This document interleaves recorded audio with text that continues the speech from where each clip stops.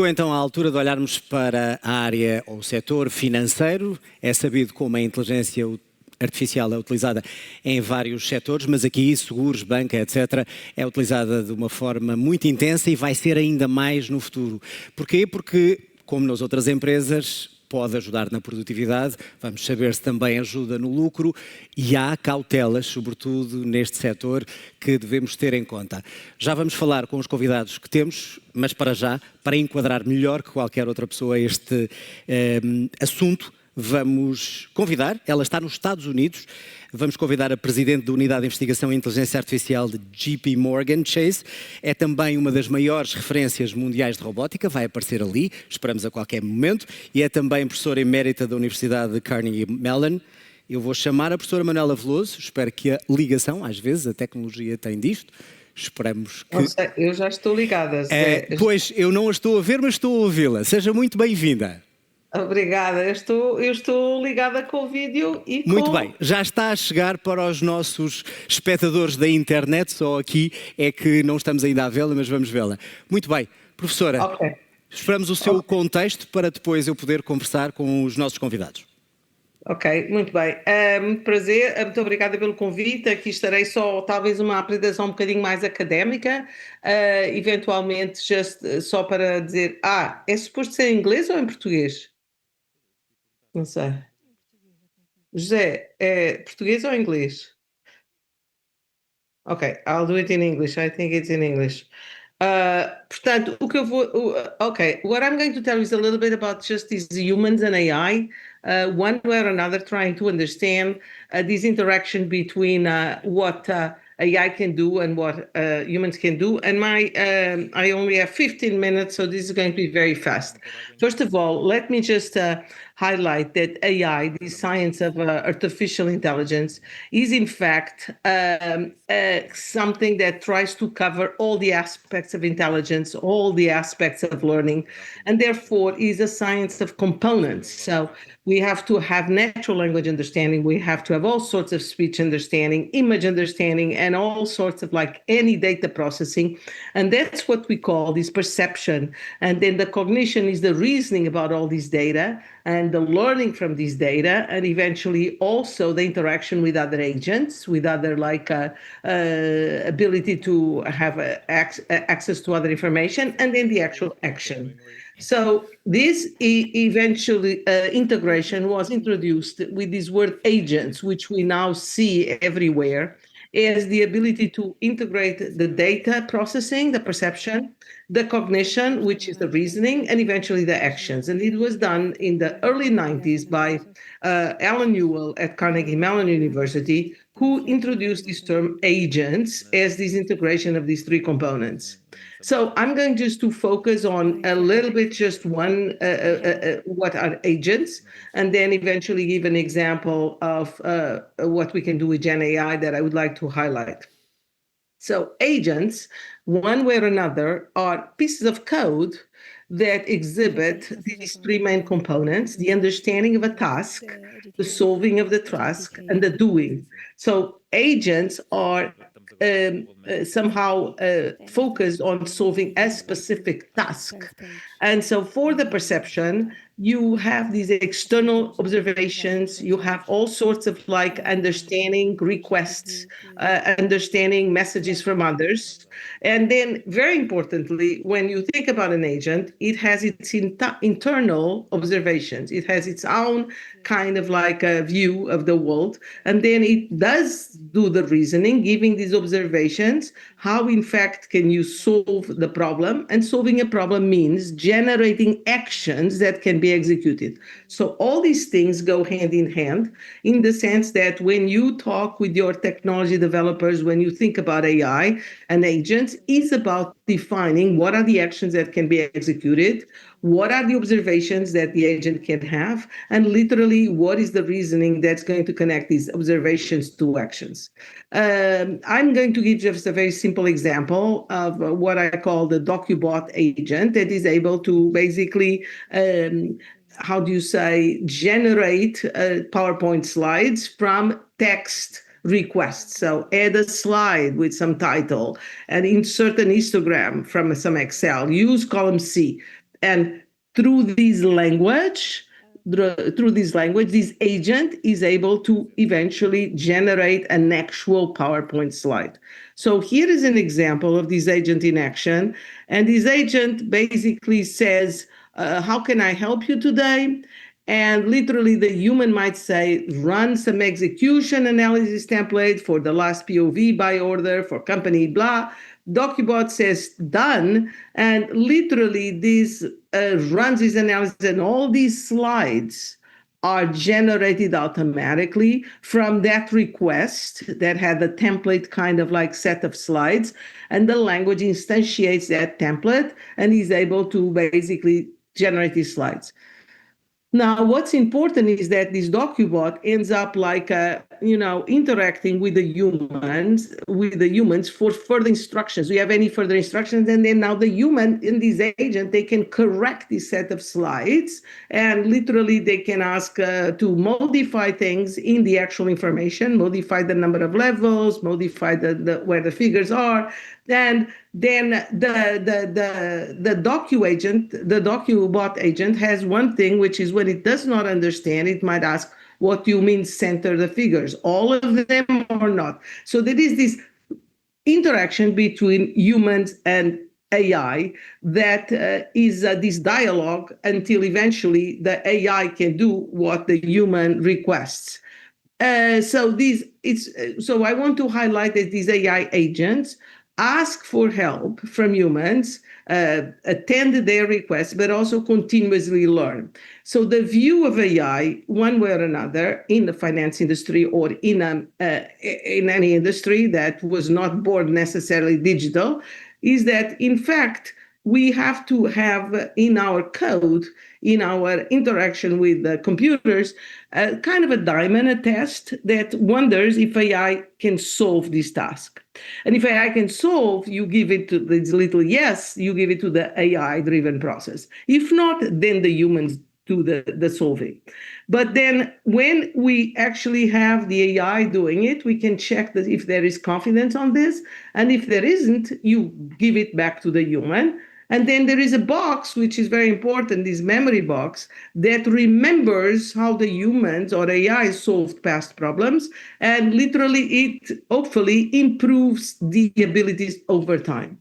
So what I wanted to just highlight for this group, for this conference, is that in this interaction between humans and AI for a business purpose, this is not about like just have AI, Gen AI, do it all. It's about being able to develop this interaction in which humans and AI eventually get better over time. So this is the framework. I'm going just to spend a little bit of time, just next 3 minutes, just telling you about some features of Gen AI that I think are important to highlight, and then I'll conclude. So for generative AI, one of the main things that it can do is it can code for you. So basically, you can say, write a Python program that reads in a file named ibm.csv and and plot columns, whatever the price in blue and whatever, and send it to a file. So no matter what you like to do on the data, to understand the data, given that the data needs to be translated into ways that the humans can process them, the data, you can ask a Gen AI to generate, and Gen AI returns a piece of code like the one here showed in blue that enables you to basically run and get this plot literally, how do you say, instantaneously after you run this. So you get used to interact with Gen AI for the needs that you have in terms of the digital information available in the computer. So if you see here, the dates are not very readable. And you can say the dates are hard to read. Can you print the dates less frequently? Again, just English. And literally, these generative AI says certainly, gives you more code. And now the dates are slanted and only plotted sometime. So now you just said in English, can you print the dates less frequently? And this less frequently was understood by Gen AI to really be something that puts an interval.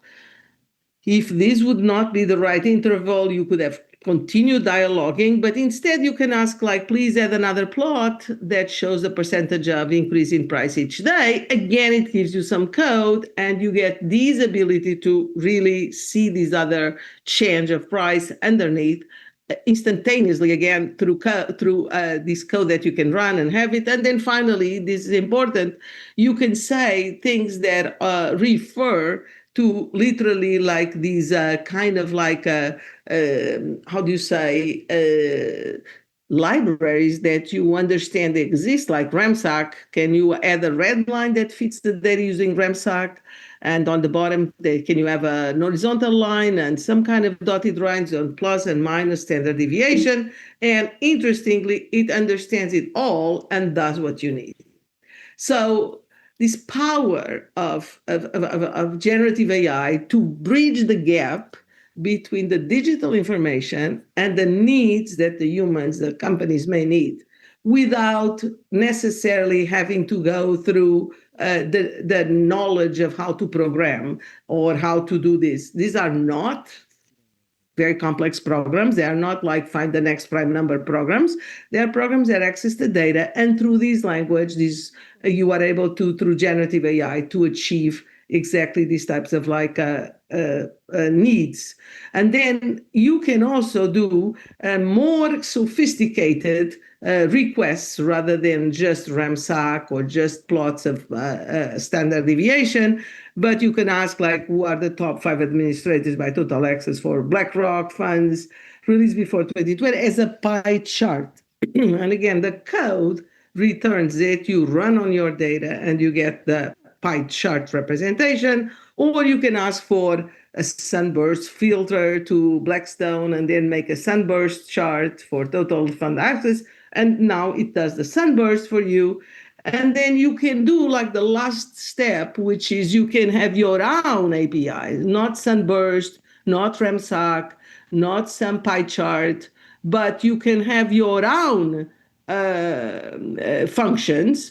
And then you can say, do some kind of like retrieve, summarize, and compare. And it's supposed to use the way that you want the problem to be solved. And it just generates a plan that uses these APIs and the response. So the first thing, this thing I wanted to share is this ability that Gen AI has to interact with the data, interact with what it knows through code that it can also generate. Finally, I just want this last one is just to make you aware of the power of Gen AI, one way or another, in terms of understanding how to understand data. And so these are 4 examples, very simple, that Joe likes cats, Pat likes cows, Mary likes fish. What do they have in common? And surprisingly, ChatGPT says something that is like, okay, they all like different animals. Okay, nothing's talked about animals, and ChatGPT knows that cows, cats, and fish are animals. This is major because in AI, we always struggled with the ability to do these generalizations, to do these ontologies, to understand all sorts of relationships between entities. And ChatGPT knows, because of its large language model, it knows these examples. Another one, there is lots of traffic in Manhattan between 5 and 7. Why? And it comes up with the term rush hour. This is very important because, again, before in AI, we didn't have access to these abstractions and a lot of like knowledge and a lot of like we had to build this understanding. And then finally, one more. So if you say I enter the store that sells fruit, cereal, and meat, again, grocery store. Again, like this abstraction.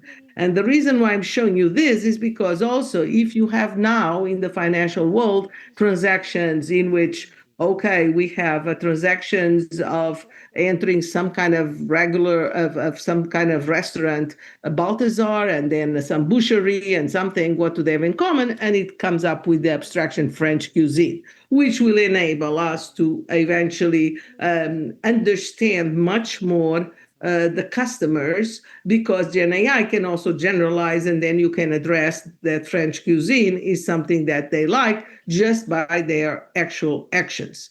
And so, in conclusion, I just want to understand, for us to understand that AI automates processes. It can learn. It can ask for help. What do you mean? Do you mean to center all the pictures of these slides? Do you mean to what do you want? Do you mean and it can report, explain, alert, anticipate, analyze, and it kind of knows, in quotes, a lot of the things that we assume that maybe the machine does not know, and in fact we can use that kind of like language model. Humans can set requests, they provide help, they split tasks, they talk, and they also know. So I just wanted us to step back, and one of the exercises we can eventually do is this exercise to try to understand what AI can do for the businesses in which we are. And one final thing that I really would like just to share with everybody is that the role of the business is threefold. So basically, the business interacts with AI on its needs. It actually needs to be able to have AI help with understanding data. So there are needs that business has, which AI can address. The second is that the business might have pain points. It might have things that would like to be done more efficiently. So one is needs, actual needs. The other one is this thing about AI bringing efficiency to the business, AI making things less painful, more effective. And so that's a huge area that AI can address. And the third one, and this is how I will finish, is in fact the ability for the business to dream big. So the business needs to really see what would make a gigantic difference if AI could help, be it anticipation, be it like alerts, be it all sorts of like analysis of data and processes that may lead into a significant improvement in the business. That's the dreaming part. And so I just leave you with this business and AI are about these three components: the needs, the effectiveness or the tedious things, and the dreams. And for those three, we need to address AI in different ways. Thank you very much. And I hope you continue with a great conference. And thanks for having me.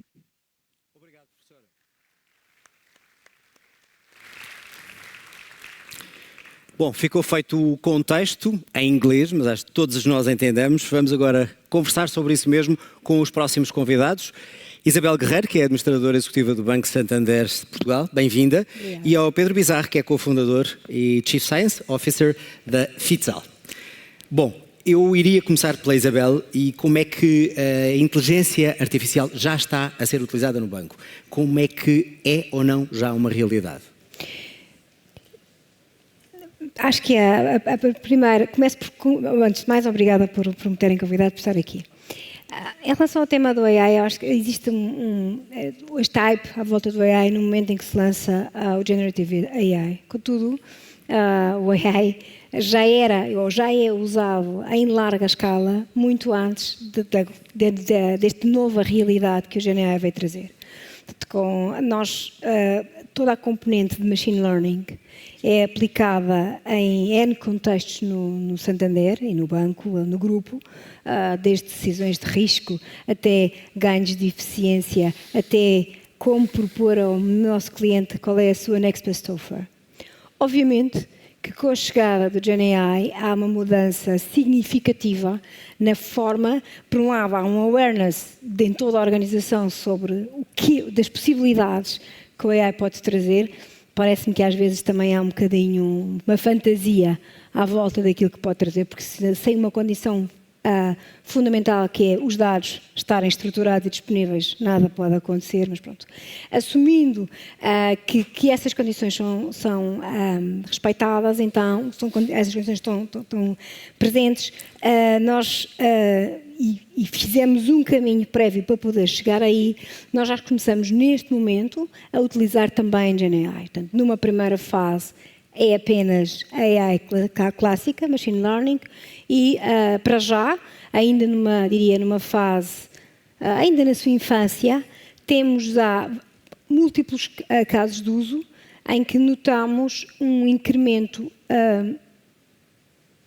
na ordem de 3, 4%.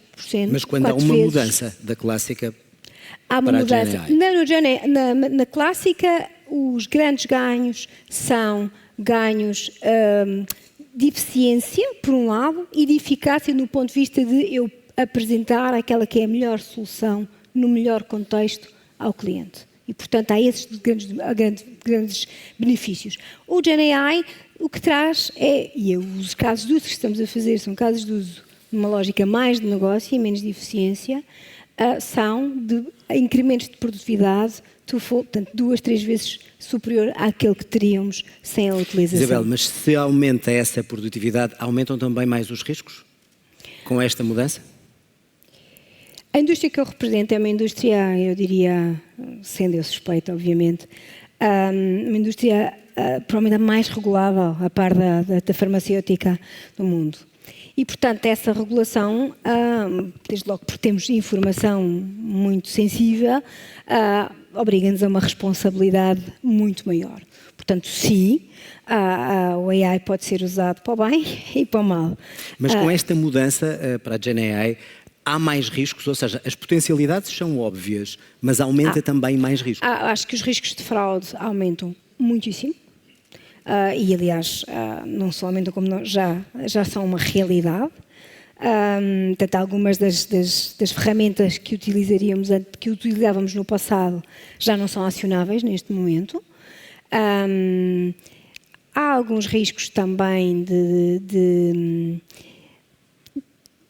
utilização de informação sensível, diria, para fins que não são necessariamente os adequados. E, aliás, o AI Act parece-me, eu não sendo um grande defensora do excesso de regulação, parece-me que aqui a regulação europeia funciona. Não diria que funciona, é importante pelos impactos que pode ter. Mas, ou seja, vocês utilizam esta nova geração de AI com mais cuidado, com mais cautela, já podem utilizar tranquilamente ou ainda está numa espécie de laboratório? Já está a ser utilizado, não em escala, está a ser utilizado em casos de uso muito específicos, sempre com uma lógica de qual é a razão, qual é o benefício de negócio para mim, para o cliente que eu vou introduzir, e é sempre, portanto eu diria, não estando já em laboratório, não está a ser usado em escala. Até porque implica um change management muito importante. Pedro, como é que se chega àquilo que é hoje a FITSAI? Ou seja, as pessoas sabem, mas se quiser falar um pouquinho sobre isso, começou de uma determinada maneira, passou por dificuldades e hoje é aquilo que é muito grande. Tem que ver com isto, ou seja, tem que ver com quanto mais utilizamos esta inteligência artificial, mais riscos temos e, portanto, mais vai ser preciso uma empresa como a sua? Bem, primeiro que tudo, obrigado pelo convite. A FITSAI, para quem não conhece, é uma empresa de detecção de fraude. Trabalhamos com grandes bancos, grandes processadores de pagamentos. Trabalhamos na detecção de fraude de cartão de crédito, cartão de débito, abertura de contas falsas, lavagem de dinheiro. Portanto, todo esse tipo de crime e de riscos financeiros associados aos produtos bancários. E, portanto, o que fazemos é proteger os bancos e os detentores das contas e os comerciantes. Eu não quero ser mau, mas, ou seja, quanto melhor é a inteligência artificial, mais vocês crescem porque há mais possibilidade de fraude, não é? Portanto, mais precisam do vosso trabalho. É uma corrida de ambos os lados. Portanto, existe claramente, como a Isabel estava a dizer, pelo crime organizado e pelos fraudulentos, uma utilização crescente de AI, ou seja, está a ser usada AI para o mal, por assim dizer, não é? Estão a ser feitos novos ataques, novas tentativas de scams e se calhar toda a gente aqui na audiência ou em casa têm estado a receber mais tentativas de phishing ou de scams, mensagens do WhatsApp ou no Facebook, que são falsas e se calhar há uns anos atrás era fácil detectar que eram falsas, tinham erros gramaticais, estavam escritas noutra língua e agora são cada vez mais bem escritas e às vezes parecem até linguagem oficial de uma empresa que nós se calhar fizemos uma compra ou assim e parece que é realmente uma mensagem. Portanto, há claramente um aumento de fraude gerado pelo AI, mas também existe claramente benefícios que a AI está a trazer às empresas, tanto do lado de crescer o negócio, no nosso caso de melhorar a detecção de fraude, como na perspectiva de produtividade, portanto, tornar o produto mais eficiente. Por exemplo, nós sabemos que o crime organizado e os fraudulentos fazem de propósito ataques mais intensos durante os fins de semana prolongados ou durante as férias, porque sabem que os bancos têm menos pessoas a trabalhar. Estão a tentar atacar o sistema quando ele é mais frágil. E o AI consegue ajudar a defender o sistema nessas alturas. Portanto, conseguimos, apesar de haver sempre pessoas na tomada de decisão, conseguimos automatizar mais casos difíceis para o AI, de forma a libertar e a dar mais tempo às pessoas para os casos mesmo muito complicados serem feitos por pessoas. E os casos, como é que vocês conseguem, permita-me, como é que conseguem antecipar uma fraude? Têm que pensar como um criminoso, têm que contratar um hacker para pensar de determinada maneira, de forma mais franca. Sim, nós temos algumas pessoas na empresa que têm mesmo essa mentalidade e estão nos canais de Telegram e na Dark Web a ver que tipo de estratégias é que estão a ser feitas e como é que os fraudsters estão a tentar dar a volta ao sistema. E é baseado também num histórico, nós já estamos a trabalhar nesta área. Nós começámos a usar AI para proteger fraude em 2012, portanto já estamos a trabalhar nisto realmente há muito tempo. E sentiu também o que a Isabel referiu, uma grande diferença com a mudança da inteligência artificial clássica para a Gen AI? Senti que baixou a barreira de entrada e aumentou muito o apetite de as empresas, os bancos, qualquer negócio, começar a experimentar, porque de repente há aqui uma nova ferramenta poderosa que rapidamente se consegue ter qualquer coisa visível. Mas também uma coisa que eu costumo dizer é que é muito fácil começar algo com Gen AI, mas é muito mais difícil terminar. Portanto, é fácil fazer um protótipo ou uma coisa que parece que quase funciona, mas se calhar não funciona assim tão bem. Às vezes. Porquê? Qual é que é o obstáculo a isso? O obstáculo é que esta Gen AI, ao contrário do software normal, não produz sempre o mesmo resultado. Tem uma componente aleatória e imprevisível que é difícil controlar e é sensível aos prompts, portanto, à forma como nós interagimos, e nem sempre é estável, pode ser atacável. Portanto, há uma técnica chamada prompt injection, onde as pessoas que estão a escrever mensagens podem escrever ordens incoerentes com as ordens anteriores e tentar fazer bypass ao sistema. Portanto, este AI, apesar de ser muito poderoso, é também um bocadinho mais inconstante e às vezes produz erros, as chamadas alucinações, portanto, factos falsos, que são apresentados como se fossem verdadeiros e corretos e as pessoas às vezes acreditam. Portanto, e por causa disso, eu acho que é mais fácil começar, mas nem sempre é difícil terminar um projeto com Gen AI, por causa esses últimos percentagens de pôr aquilo mesmo a funcionar para o comércio, às vezes é difícil por causa dessa falta de qualidade. Isabel, por causa desta evolução e também da evolução da própria inteligência artificial, a contratação e o perfil do tipo de pessoas que é necessário no setor bancário mudou também, está a mudar por causa disso? João, desde há o Santander e é público, teve uma transformação profunda na sua estrutura e na forma como se organiza e, portanto, nós desde há uns anos esta parte, eu diria, sobretudo durante o período da pandemia e após a pandemia, alteramos de forma significativa o perfil de pessoas que contratamos. Portanto, aquilo que eu digo com alguma graça, acho eu que durante muitos anos fui a única engenheira do banco e agora, de repente, já somos entre iguais, portanto, o que é ótima notícia. Nós tínhamos...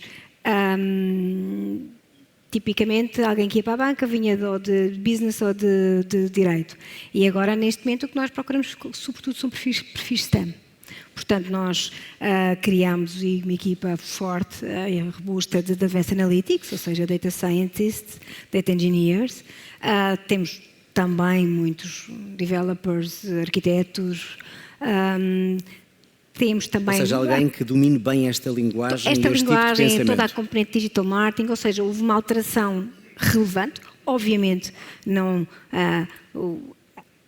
a grande maioria das pessoas ainda tem esse background, o background de gestão e de direito, contudo, já está mais colorida a equipa com estes tipos de perfis. Os perfis de STEM, que de facto, em alguns casos, são substancialmente diferentes daquilo que víamos tradicionalmente. Isto é uma pergunta marota de se fazer a alguém que está à frente de um banco, mas, por exemplo, um banco para se defender de criminosos precisa também de pessoas que pensem como eles para evitar a fraude. Eu revejo-me... É bom notícia que eu me revejo em grande parte daquilo que o Pedro disse. Nós temos também aquilo que nós chamamos de white hackers. Nós temos uma equipa de cyber que é forte, que participa frequentemente em concursos, quer internos, quer fora do grupo, portanto, do white hacking, e precisamos imenso de pessoas que tenham esse perfil. E agora é exatamente aquilo que o Pedro disse. Sempre que há a Black Friday, há férias da Páscoa, no Natal, sabemos de certeza que os ataques vão começar. E, portanto, as equipas preparam-se porque acontece exatamente isso. E o que acontece é que, de facto, a qualidade dos ataques é cada vez maior. Portanto, no passado nós já sabíamos que era falso, agora não, não é difícil pessoas mesmo sofisticadas caírem. Com este tipo de tecnologia e de forma de atuar, quem é que é mais alvo de essa fraude ou de tentativa de fraude? É o pequeno cliente ou é a alta fraude? Ou seja, é o banco em geral, é entrar através do banco para defraudar alguém que tenha uma reforma ou uma pequena poupança? Os fraudsters são extremamente sofisticados e, portanto, em função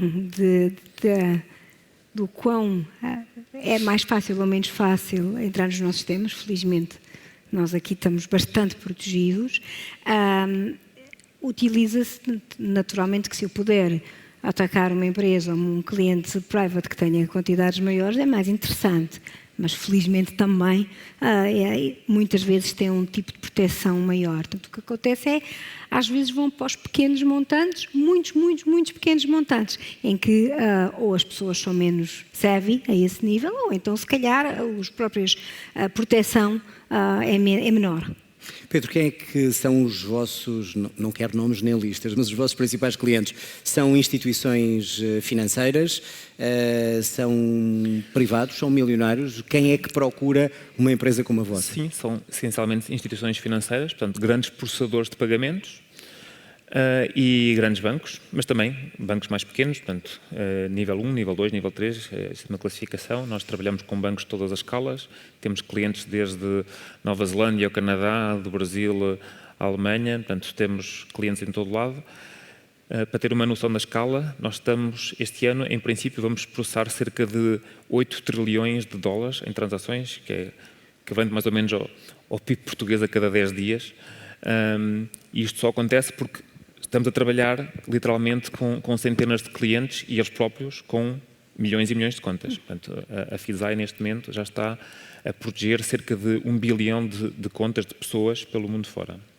Qual é o tipo a tendência em termos de crime da fraude financeira? É objetivamente roubar dinheiro para enriquecer ou é mais além? Nós sabemos o que é que um ataque a um banco ou um sistema financeiro, por exemplo, pode fazer. Se atacar os vários bancos, se atacar a bolsa e não houver pagamentos, se for o caos, alguém beneficia disso. Em que dimensão de crimes estamos a ver em termos de fraude? O que eu posso dizer é que a grande tendência claramente tem sido o aumento do que se chama scams. Scams são o tipo de crime que é a própria pessoa sem saber que está a ajudar o criminoso, está a transferir o dinheiro erradamente, pode ser coisas pequenas, como esses esquemas de olá mãe, olá pai, uma mensagem do WhatsApp, ou podem ser às vezes montantes muito elevados de milhões ou dezenas de milhões que estão a enganar alguém numa instituição grande. Houve um caso famoso que foi publicado aqui há uns 6 meses atrás, que uma pessoa estava a pensar que estava a ter uma reunião de Zoom com os seus colegas da empresa, incluindo com o diretor financeiro e com outros colegas, e, na verdade, naquela chamada, naquela Zoom, todas as pessoas eram falsas. Ninguém era verdadeiro, mas tinham o aspecto dos seus colegas. Portanto, era realmente um avatar virtual semelhante ao diretor financeiro e por aí fora. E estavam a dizer que tens de fazer esta transferência rapidamente por causa disso, por causa daquilo, e a pessoa transferiu 25 milhões. Portanto, assim. Claro, e este foi um dos raros casos que são noticiados. A maior parte destes casos não são noticiados porque muitas vezes é embaraçoso para as empresas. Mas também não sei se as pessoas têm noção, neste momento os scams já são não só o maior crime financeiro, como o maior crime, não é crime financeiro, o maior crime, mais do que todos os outros crimes somados em muitos países. Por exemplo, no Reino Unido, scams é mais do que 50% de tudo. Imagina, mesmo assaltos à mão armada, roubos de lojas, fraude fiscal, tudo somado é menos que scams. Portanto, o scams claramente é a tendência a nível mundial, ainda está a crescer e acho que vai continuar a crescer porque neste momento o ponto fraco é a pessoa. Portanto, e os scams estão a atacar a pessoa com mensagens enganadoras, ou com imagens enganadoras, ou com vídeos, ou com voz, e muitas vezes são sofisticados porque são customizados àquela pessoa em particular.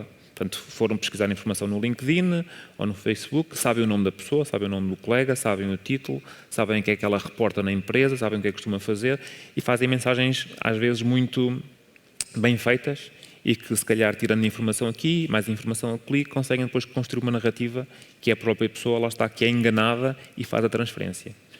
A Isabel falava há pouco da regulamentação. Há regras para os bancos, há regras para a sua empresa, para os criminosos não há regras. Eu pergunto se até que ponto é que esta regulamentação está ou não a dificultar a vida. Eu acho que ainda não está a dificultar a vida, mas acho que o regulador pode ter um papel positivo. Por exemplo, no caso do Brasil, o Banco do Brasil, aqui há uns anos atrás, fez algo com muito sucesso, que foi forçou que os bancos, num prazo muito curto, tivessem um sistema de pagamento em tempo real, parecido ao nosso MBWay, que é o Pix. E o Brasil passou de ser um país que não tinha nenhum pagamentos em tempo real para ser, neste momento, o país mais avançado do mundo. Passou Singapura, passou a Noruega, passou a Dinamarca, passou a Índia, e é neste momento o país com maior taxa de penetração de pagamentos digitais de pessoa para pessoa. E o Brasil ganhou muito com isso, não é? Para já, o Estado conseguiu retirar muito negócio do mercado negro para ficar visível e, obviamente, cobrar impostos sobre isso, mas também protegeu as pessoas. Mas, por outro lado, que eu acho que foi a coisa interessante que o regulador fez, é, se por um lado vos estou a obrigar a fazer uma coisa, por outro lado vou-vos facilitar outra coisa do outro lado. E o que eles fizeram foi, tornaram mais simples a criação de novos bancos com rácios diferentes de solvabilidade e de necessidades de capital, o que aumentou a concorrência, portanto, apareceram novos bancos, novos serviços bancários, que rapidamente foram criativos e começaram a oferecer novos produtos no mercado, e é possível fazer transferências parciais, é possível pedir valores adiantados, fazer empréstimos, portanto, e de repente surgiram uma série de serviços bancários novos e benéficos para a economia, e na parte todos ganharam. Portanto, ganharam os utilizadores, ganharam os bancos, ganharam os comerciantes, ganhou o país. Portanto, porquê? Porque o regulador, neste caso, fez um muito bom papel. Por um lado, exigiu um serviço novo, mas por outro, facilitou o mercado. Às vezes, eu acho que a Europa não está a fazer bem isso. Por exemplo,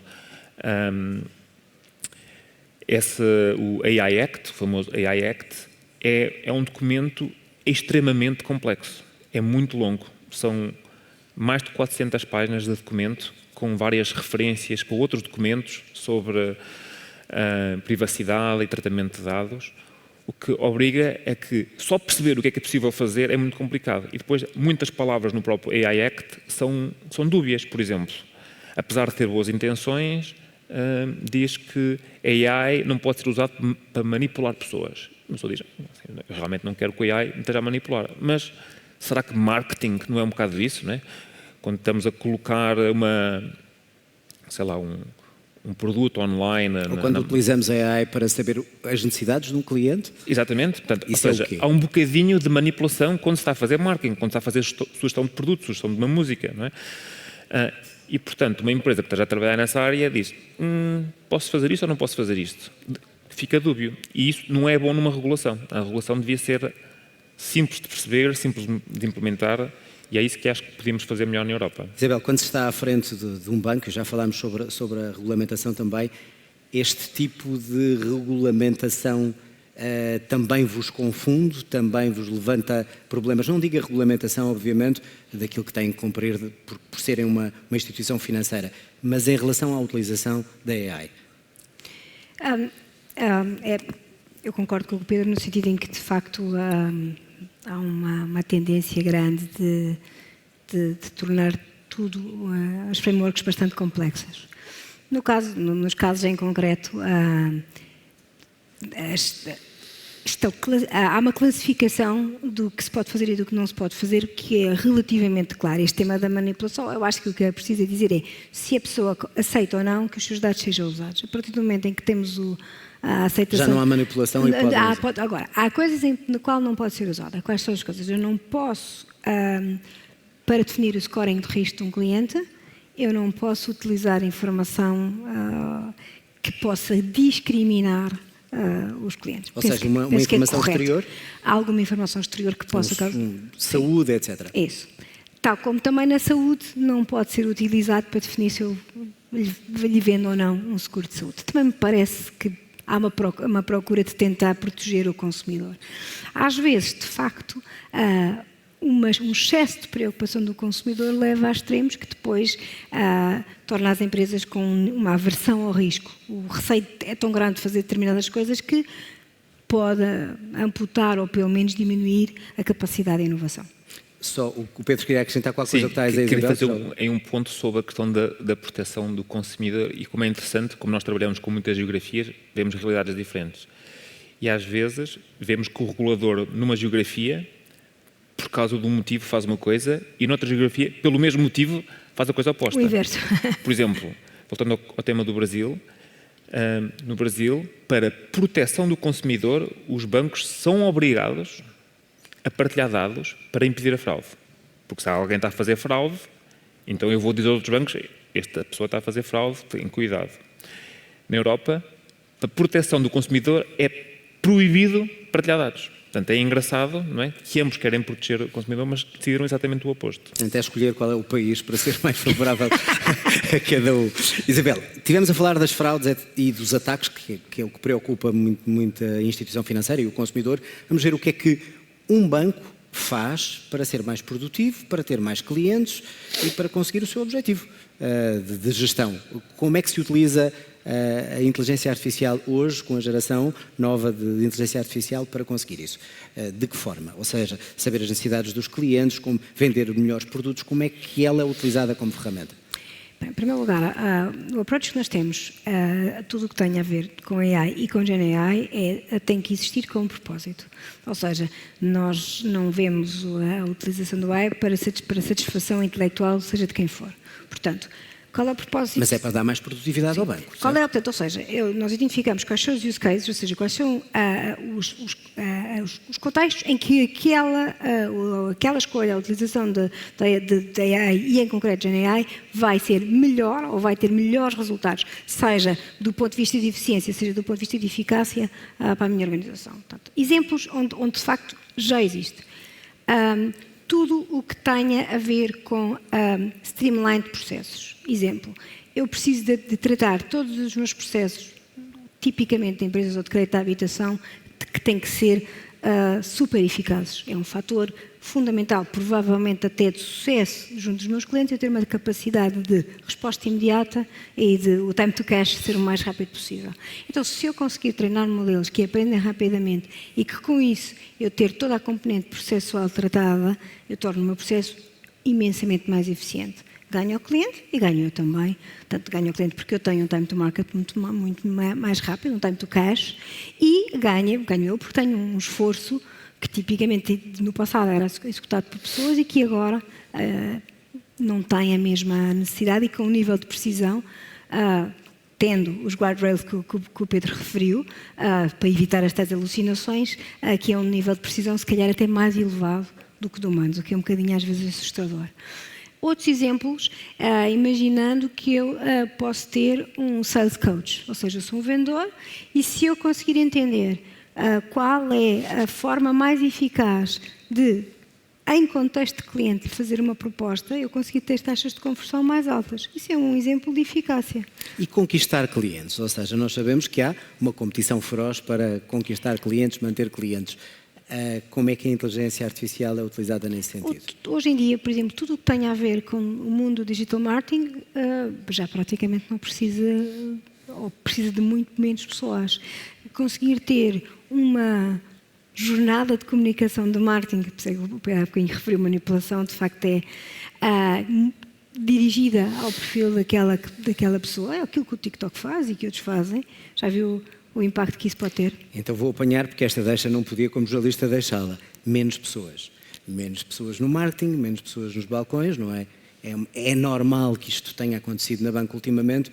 Esta Gen AI vai ainda avançar mais nesse sentido, ou seja, de, na zona financeira, ser preciso menos elemento humano? João, eu acho que essa discussão é uma discussão ampla e que deve ser tida. Porque, de facto, objetivamente, estas soluções têm impacto diretamente nas necessidades de trabalho. Portanto, eu acredito, tal como no passado, sempre que houve revoluções, houve uma capacidade de adaptação e a criação de novas funções. A minha expectativa, e eu sobre isso, felizmente sou bastante otimista, acho que isso vai acontecer também. Agora, é necessário fazer o risk, desculpe, o João interrompeu, é necessário fazer o reskilling das pessoas, é necessário entender. Eu acho que tapar o vento com as mãos é que não. Ignorar o problema é que não. Ignorar o problema é que não. No vosso caso, também é assim, ou seja, precisam cada vez mais de mais pessoas para desenvolver e, se calhar, experimentar aquilo que é o vosso produto, ou também já utilizam a inteligência artificial para substituir pessoas? Não, nós estamos a contratar e continuamos a achar que há falta de talento e é claramente ainda o fator mais difícil de crescimento, é sempre conseguir contratar talento. Portanto, eu acho que ainda estamos longe felizmente, dessa distopia e temos visto, na verdade, casos de empresas que se movem muito depressa para tentar reduzir a força de trabalho e, na verdade, corre mal. Foi famoso aqui também há pouco tempo atrás o caso da Klarna, que o próprio CEO disse que ia substituir todo o seu call center por agentes e que, passado poucos meses, arrependeu-se e voltou a contratar o call center de novo, integrando depois os agentes e AI numa força combinada, que eu acho que é o que faz sentido. O que vai acontecer é esta nova tecnologia vai ser combinada, vão certamente haver mudanças no trabalho, certamente vão haver novos tipos de competências e necessidades, mas o que eu estou a ver é que a quantidade de alterações é tão grande porque estes projetos da AI não são projetos típicos de há um ramp-up cost e depois há um ramp-down cost. Não. Há um ramp-up cost e depois nunca desce. Ou seja, os projetos da AI são quase como uma coisa viva. Têm que estar sempre a ser treinados, têm que estar sempre a ser limpos, têm que estar sempre a ser monitorizados. Há muita inovação, há novos modelos. Temos um novo modelo de um fornecedor qualquer, não é passado 6 meses, é passado 6 dias, sai um novo modelo de um concorrente, que se calhar pode ser melhor, se calhar não é. Então, há uma equipa que está continuamente a treinar novos modelos.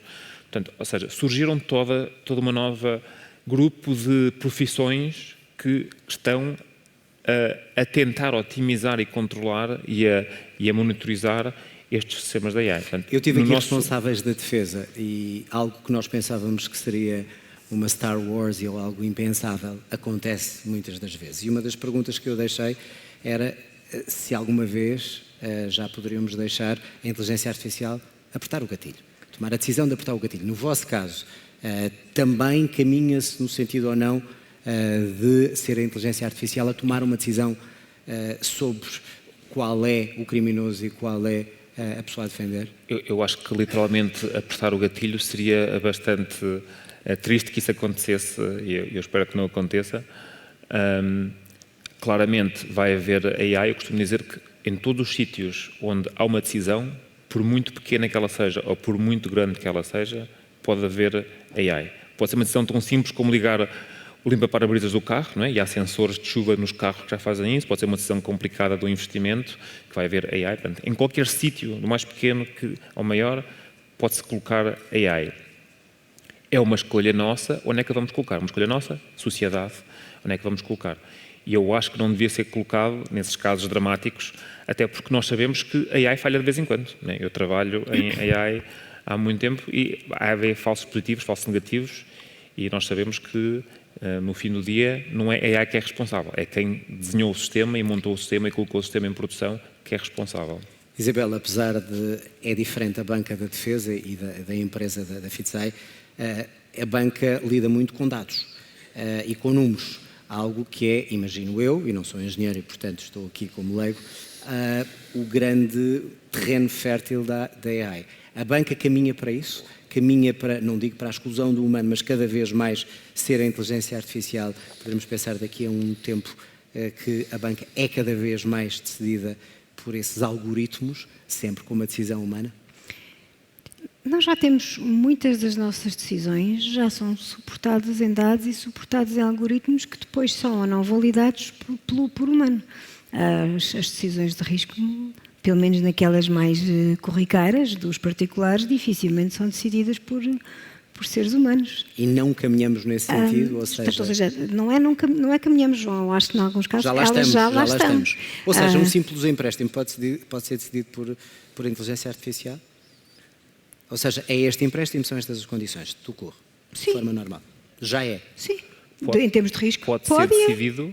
Agora há um ser humano que pode ou não decidir aceitar ou rejeitar a proposta. Mas muitas vezes é suposto, nesses sistemas automáticos, já haver uma quantidade de qualidades sobre o sistema, por exemplo, transparência, garantir que o sistema é justo e equilibrado entre sexos e idades, portanto, há chamadas auditorias que se fazem aos sistemas. Sim. E o que se costuma fazer é, nesses sistemas que estão automatizados automáticas, tem que se fazer vistorias antes do sistema, durante o sistema, pós o sistema, para garantir a qualidade, a transparência para o regulador, as explicações, por aí fora. Sim, há guardrails. Obviamente os dois estão ligados ao AI de certa maneira muito forte, mas eu pergunto, temos um minuto para terminar. Isabel, a ideia daqueles que temem de que vamos em breve deixar de fazer sentido, porque somos nós humanos mais preguiçosos, vamos deixar a inteligência artificial passar-nos à frente, porque é cómodo? Esta é quase uma pergunta filosófica. Para duas pessoas tão pragmáticas como vocês. Eu há bocadinho referi que eu sou uma pessoa otimista. Aí, sendo uma pessoa otimista, não acredito que tenhamos uma sociedade distópica. E porque isso que está a descrever é uma sociedade distópica dos filmes de ficção científica que vemos. Acho que as possibilidades são imensas. Os perigos também. Os perigos também são imensos. Aquilo que o Pedro referiu sobre o scam, há pouco tempo ouvi um podcast interessantíssimo que dizia que já valia $500 bilhão de US dollars o scam. Portanto, é um negócio mais rentável do que... Enquanto eles criminosos avançarem, nós também. Mas sou otimista e, portanto, acredito que seremos sempre capazes de nos adaptar, tendo consciência que, de facto, aquela realidade que víamos de que os humanoides pode não estar assim tão distante. Pedro, a mesma pergunta, mas com uma variante.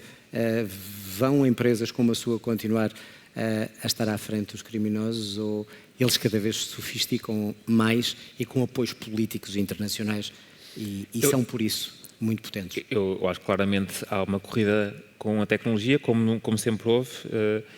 Eu acho que não vai haver a situação de o AI vai fazer tudo e nós vamos ficar de férias sem fazer nada. Nós, como espécie, somos muito criativos a criar trabalho para nós próprios. Portanto, inventamos tarefas, gostamos de fazer coisas, muitas vezes sentimos até um sentido de missão e de significado na nossa própria vida para aquilo que fazemos e contribuímos. Tenho visto que o AI permite a muitas pessoas, por exemplo, ser criativas, fazer histórias, fazer desenhos. Tenho um colega na empresa que fez um livro em banda desenhada para a filha pequena e como ele e a filha foram criando um livro, ter uma história. Ele não tem jeito nenhum para o desenho, mas fez um livro cheio de desenhos. Portanto, eu vejo que a AI tem muito potencial para fazer coisas novas. O Prémio Nobel da Química e da Física do ano passado foi com contribuições da AI. Portanto, tem muita potencial também para a saúde. Pedro Bizarro e Isabel Guerreiro, obrigado aos dois. Obrigada a nós. Bom dia. E agora vamos para prémios.